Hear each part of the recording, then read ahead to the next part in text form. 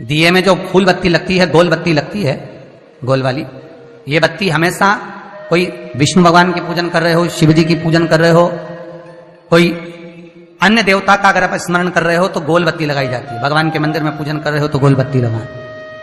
लंबी बत्ती, लंबी वाली जो बत्ती होती है, लक्ष्मी की पूजन में, देवी पूजन में, जितनी भी माताओं की आप पूजन करोगे, जितनी भी देवियों का आप स्मरण करोगे, उसमें लंबी बत्ती का प्रमाण है।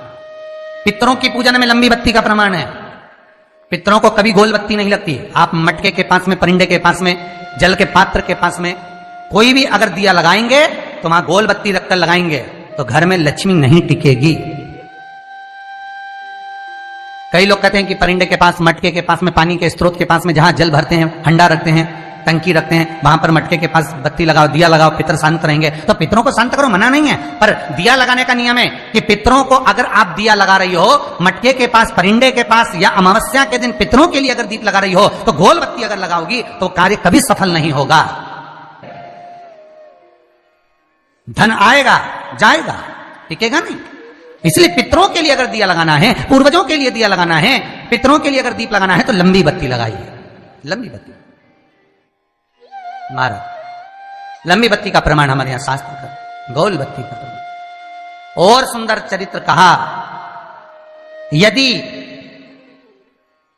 आपके जीवन में बहुत ज्यादा लक्ष्मी से तकलीफ है, कष्ट बहुत ज्यादा है, या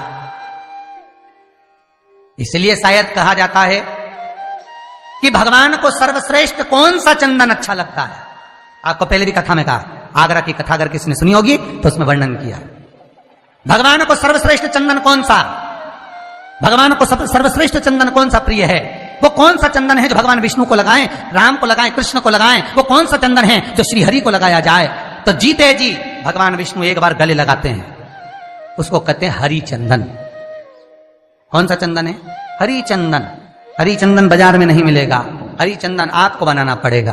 कैसे बनाना है?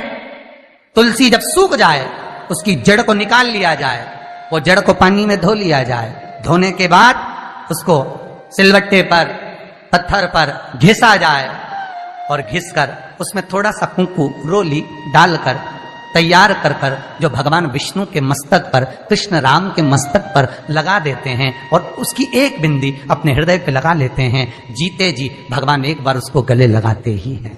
हरि चंदन प्रियता। जैसे शिव महापुराण में रुद्र चंदन का भाव है,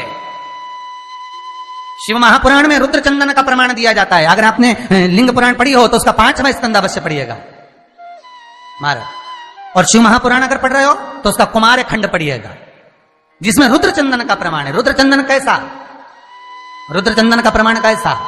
तो महाराज कहा, चंदन घिसकर, पीला चंदन घिसकर उस चंदन को 3 मुखी रुद्राक्ष पर लपेट लिया जाता। 3 मुखी रुद्राक्ष पर उस चंदन को लपेटा जाता। लपेटोगे उसके बाद उसको ऐसा गोल करोगे तो एकदम चिकना हो जाए, एकदम चिकना, ठीक है, एकदम चिकना हो जाए। और उस चंदन को आप शिवरात्रि के दिन, और कोई से भी महीने की शिवरात्रि, किसी भी महीने की हो, सब फलदायी होती है। अगर आप पंचांग में देखेंगे तो शिवरात्रि लिखी हुई आती है, हर महीने शिवरात्रि पड़ती है। किसी भी महीने की शिवरात्रि पर रुद्र चंदन, अर्थात जो चंदन का आपने 3 मुखी रुद्राक्ष में लेपन करा है, उसका गोला बनाया है, वो चंदन अच्छा मोटा मोटा कर लेना, अच्छा बढ़िया, ऐसा नहीं थोड़ा बहुत ही लगा, पूरा रुद्राक्ष दिखना नहीं चाहिए, पूरा लपेट कर उसको शंकर के शिवलिंग पर ले जाकर रख दीजिए, और फिर धीरे धीरे शंकर भगवान का जल अभिषेक करना प्रारंभ कर दीजिए। वो चंदन पूरा धीरे धीरे शंकर के शिवलिंग पर डलना चाहिए। शंकर के मूल मंत्र श्री शिवाय नमस्तुभ्यं का जाप करिए। यह कहलाता है रुद्र चंदन। इस चंदन के अभिषेक से महाराज जो काम नहीं होता, आप कर कर उस कार्य को प्राप्त कर सकते, सिद्ध कर सकते। रुद्र चंदन, हरि चंदन, रुद्र चंदन, ये वो चंदन है जो जीवन का सुख प्रदान करने वाले, हरि तत्व देने। मंगल है, राहु है, केतु है, दशा बेकार चल रही है, लक्ष्मी नहीं आ रही, कष्ट बहुत है, फैक्ट्रियां नहीं चल रही, कहीं मत जाओ, मेरे शिव की शरण में जाकर एक बार शिव महापुराण को पूरी सुनो, शास्त्र के हटकर कुछ नहीं बोलेंगे।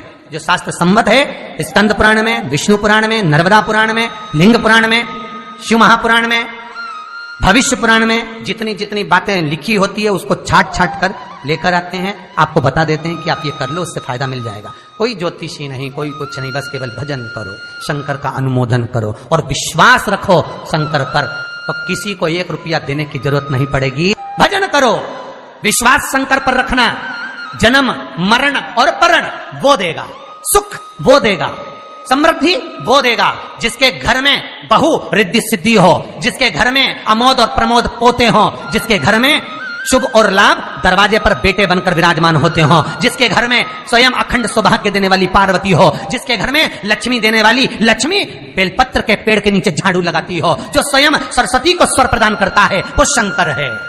जब सब कुछ उसके पास में है, कुबेर का खजाना वो चोर को दे देता है, जब सर्वस्वता उसके पास है, तो आप इधर उधर डोलते क्यों हो?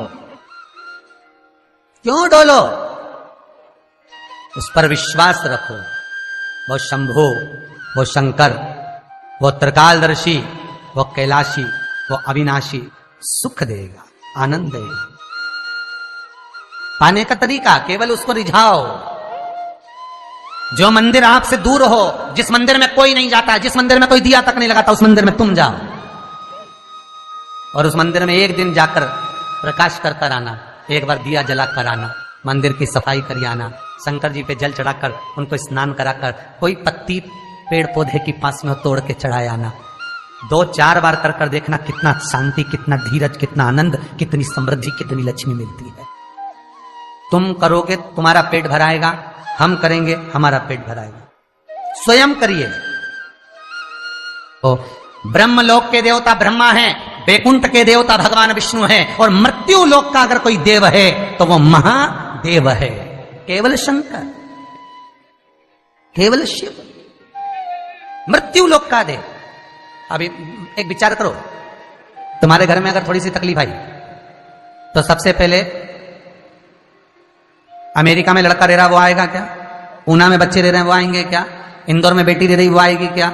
उज्जैन में कोई रह रहा है वो आएगा क्या? सबसे पहले वो आएगा जो तुम्हारे घर के पास होगा या घर के करीब में होगा, बिल्कुल लगा हुआ होगा या घर में होगा। अब आप कहां रहते हो? जितने लोग कथा सुन रहे हैं सही बताना, कहां रहते हो? पृथ्वी पर, मृत्यु लोक में रहते हो। और पुकार किसको रहे हो? ब्रह्मलोक में। पुकार किसको रहे हो? वैकुंठ लोक में। पुकार किसको रहे हो? इंद्रलोक में। और जो घर के घर में रह रहा है, जो तुम्हारे पास में रह रहा है, जो मृत्यु लोक में रह रहा है, उसको तो बुला ही नहीं रहा। कई लोग कहते हैं मृत्यु लोक। कई लोगों की आदत है, पड़ोसन को तो खूब चाय पिलाएंगे, पड़ोसन की काकी के तो खूब पांव पड़ेंगे, पड़ोसन को तो चाय भी पिलाएंगे ना, इतना घूंघट रही ना, धोप भी लगाएंगे, पड़ोसन को तो खूब प्रणाम करे, पड़ोसन को तो खूब नमन करे, पड़ोस की काकी के ना, मौसी के ना, चाची के ना, इनके ना उनके। और घर की सास को तो कभी पांव नहीं पड़े, 30 त्योहार पे भी बस यही हाल है। जितना पड़ोसी है नहीं, जितना देवी देवता सबके तो धोख लगाए, सबके ने प्रणाम करे। और जो सास घर में बैठी है, महादेव जो मृत्यु लोक का देव है, इसके तो प्रणाम ही नहीं करे। तो किसी ने शंकर भगवान से पूछा, भोलेनाथ सब भगवान इधर, ये देवता का नाम, वो देवता का नाम, वो देवी का नाम, वो देवता का नाम सब ले, और तुमको तो कोई पूछे ही नहीं। शंकर भगवान बोले, भले नहीं पूछे, मरने के बाद तो मेरे पास ही आएगा। मेरे ससुर ने मुझे श्राप दिया है, दक्ष प्रजापति ने, शंकर मैं तुझे श्राप देता हूं कि तू शमशान में निवास करेगा। शंकर भगवान कह रहे, मैं तो शमशान में रह रहा हूं, जीते जी नहीं आएगा तो मरने के बाद तो आएगा। बापड़ा ऐसी गीली लकड़ी में जलाऊंगा, 3 दिन ठंडा नहीं करने दूंगा। आ मेरे पास, तब बताऊं तेरे। और तुम देखना 3 दिन तक ठंडा नहीं हो, पानी डाल डाल के ठंडा करना पड़े, जब जाके राख में से वो हड्डियां बटोरना पड़े। शंकर जी ने ठंडा करे, जपा दुनिया को जपा, मुझे भूल गया। जो करीब में है पहले उसको बुलाओ, साथ वो देगा। जो तुम्हारे पास में है पहले उसको बुलाओ, ले जाकर हॉस्पिटल तो छोड़ ही देगा। मृत्यु लोक का देव महादेव शंकर है।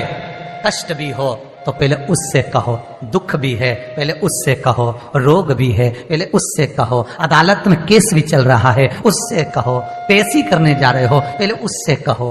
उसको कहो कि मैंने अब तेरे भरोसे पर सब